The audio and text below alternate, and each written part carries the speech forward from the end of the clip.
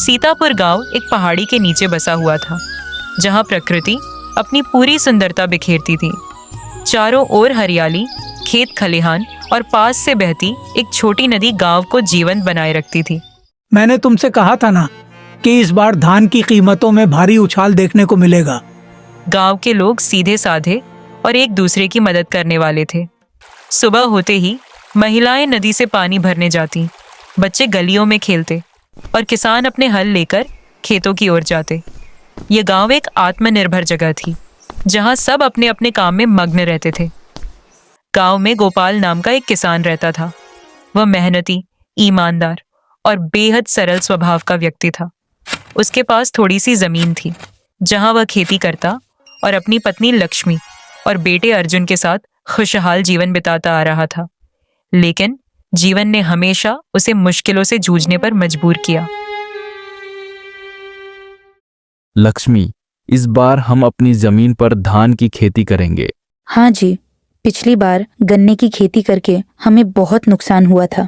हाँ, तुम सही कह रही हो लक्ष्मी। काश हमने रामू चाचा की बात मानी होती तो उस नुकसान से बच जाते। छोड़ो जी पुरानी बातों को, अंदर चलकर खाना खाते हैं। अर्जुन भी घर पहुंचने वाला होगा। हाँ, चलो चलते हैं। अब होनी को कौन टाल सकता है। गांव का एक मुख्य चौपाल भी था, जहां शाम को लोग बैठकर चर्चा करते थे। हर किसी की समस्याओं और खुशियों का केंद्र था यह चौपाल। चौपाल के पास ही एक पुराना बरगद का पेड़ था, जिसे लोग श्रद्धा से देखते थे। हर पूर्णिमा को यहाँ एक छोटा मेला भी लगता था, जहां गांव वाले मिलकर अपने अपने उत्पाद बेचते और खरीदते थे।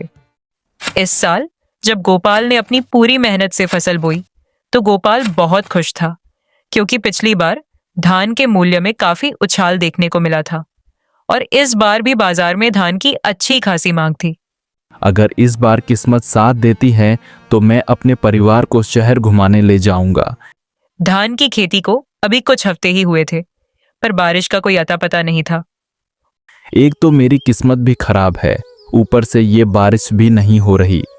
गोपाल का डर सच निकला और इस साल गांव में भयंकर सूखा पड़ा। उसकी सारी फसल बर्बाद हो गई। एक दिन गोपाल पेड़ के नीचे बैठकर सोच रहा होता है, क्या मेरी किस्मत इतनी खराब है? ऐसा मेरे साथ ही क्यों होता है? उस दिन गोपाल बहुत मायूस होकर घर जाता है और अपनी किस्मत को कोसता रहता है। घर पहुंचकर गोपाल लक्ष्मी के पास जाता है। लक्ष्मी ने चिंतित होकर कहा, अब हमारा क्या होगा जी? घर में अब अनाज थोड़ा सा ही बचा है। लक्ष्मी, भगवान पर भरोसा रखो। लेकिन अर्जुन के पापा, सिर्फ भरोसे से पेट नहीं भरता, हमें कुछ करना होगा। अगले महीने अर्जुन के कॉलेज की फीस भी जमा करनी होगी। मैं कल रामू चाचा से बात करता हूँ, मिलकर कुछ हल निकालते हैं। गांव में सिर्फ गोपाल ही नहीं, बल्कि कई किसान सूखे की वजह से परेशान थे। अगले दिन गोपाल रामू चाचा के पास जाता है। रामू चाचा, जो गांव के सबसे अनुभवी किसान थे।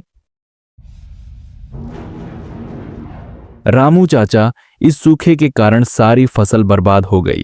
अब आप ही कुछ उपाय बताओ। बेटा, हम सब मिलकर इस मुसीबत से बाहर निकल सकते हैं। अगर सब किसान मिलकर साझा खेती करें तो शायद हमें फायदा हो सकता है। ठीक है रामू चाचा, मैं गांव के बाकी किसान भाइयों से इस बारे में बात करता हूँ।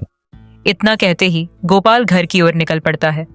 गोपाल ने इस सुझाव को गंभीरता से लिया और दूसरे दिन अन्य किसानों को समझाया। साझा खेती का विचार नया था, लेकिन सभी ने इसे अपनाया।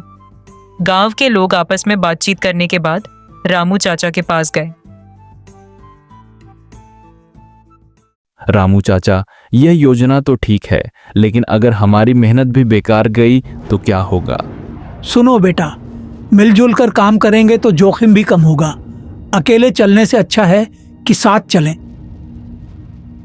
कुछ ही दिनों के बाद गांव में एक महाजन आया, जो लोगों को पैसे उधार देता था। गांव वाले और गोपाल दूसरे दिन महाजन के पास पैसे उधार लेने जाते हैं। महाजन जी, आपको तो पता ही है, इस बार सूखे के कारण गांव के सभी किसानों की फसल बर्बाद हो चुकी है। क्या आप हमें थोड़े पैसे उधार दे सकते हो? मैं तुम्हें पैसे उधार दूंगा, लेकिन अगर वक्त पर पैसे नहीं लौट आए तो तुम्हारी जमीन मेरी हो जाएगी। गोपाल के पास कोई और चारा नहीं था। उसने शर्त मान ली।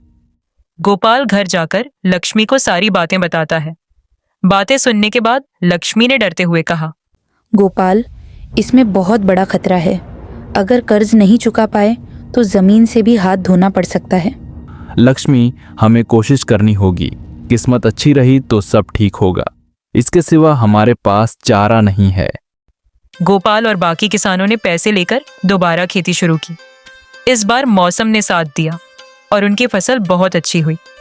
लेकिन किस्मत का खेल यहीं खत्म नहीं हुआ। महाजन ने गोपाल से ज्यादा ब्याज वसूलने की योजना बनाई।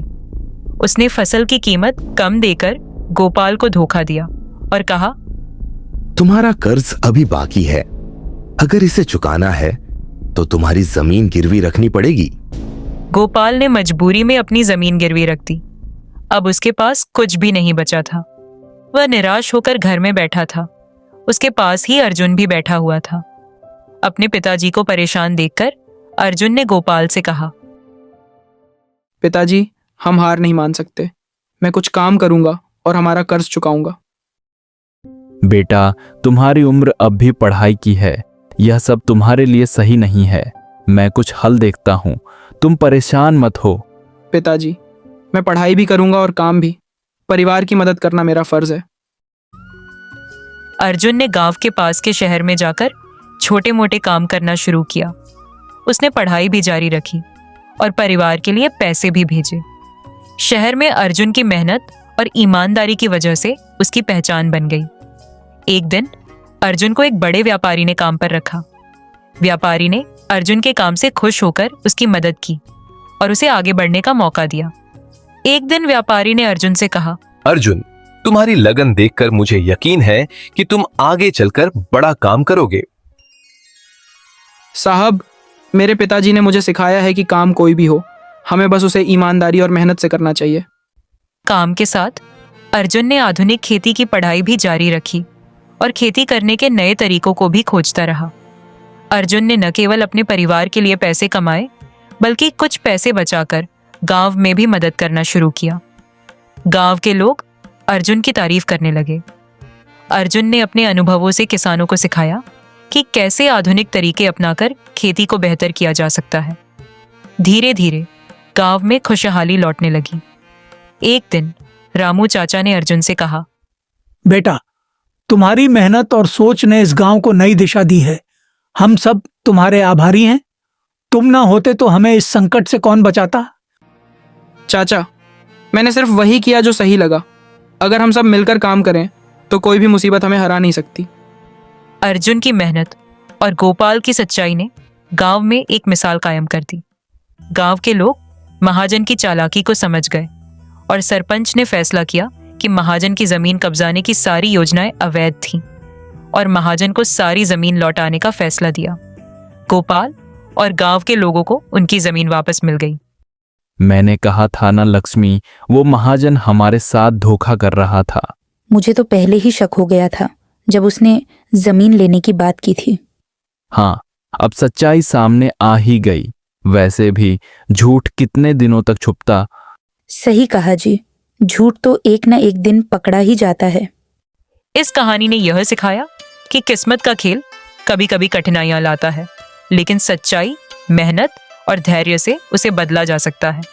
जीवन में अगर हिम्मत और ईमानदारी बनी रहे तो किस्मत भी साथ देती है।